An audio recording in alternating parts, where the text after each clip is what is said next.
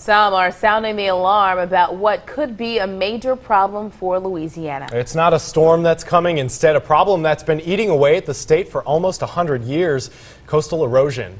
In 2005, after Hurricane Katrina, lawmakers formed the Coastal Protection and Restoration Authority. According to that agency, Louisiana has lost about 1,900 square miles of land since the 1930s, and more could disappear. Tonight we have a look at what's at stake. Looking down on coastal parishes like Cameron, Vermilion, Iberia, St. Mary, St. Martin, you'll see scenes like this. Land and water fighting for space. This is coastal erosion. How big of a problem is it in Louisiana? It's the biggest problem the state of Louisiana has ever faced. Jonathan Henderson is the coastal resilience organizer for the Gulf Restoration Network, a nonprofit dedicated to protecting and conserving the Gulf. In recent years, Louisiana has faced some pretty big issues: hurricanes, the BP spill. This stacks up even among those? Absolutely.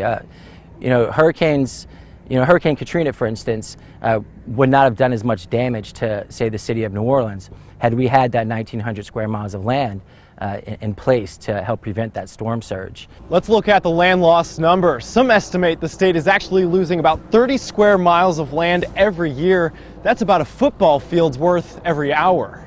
It's Mother Nature, absolutely, but it's largely driven by the activity of man. As for the blame, Henderson points to hurricanes battering the coastline, rising sea levels, engineering changes to the Mississippi River, then those slices and dices, the straight lines seen from the sky from years of dredging oil and gas canals. These canals are man-made, allowing oil companies to move in supplies for drilling. Whenever there is a storm surge, the saltwater intrusion comes up and it gets caught behind the edges of these oil and gas canals, is not allowed to come back in. On social media, a surge of attention on the issue thanks to recent reporting, but also dramatic images and maps. What does Louisiana really look like? Is it the boot shape we all know? On their site, the Coastal Protection and Restoration Authority even proposing a frightening possibility for tomorrow. Is Louisiana shaped like that boot? Clearly it's not shaped like that. But there are a lot of people that are fighting really hard to make sure that we can save what we have and rebuild some more so we can put part of that boot back together. Henderson stresses that some of the land is salvageable and the state is working on that.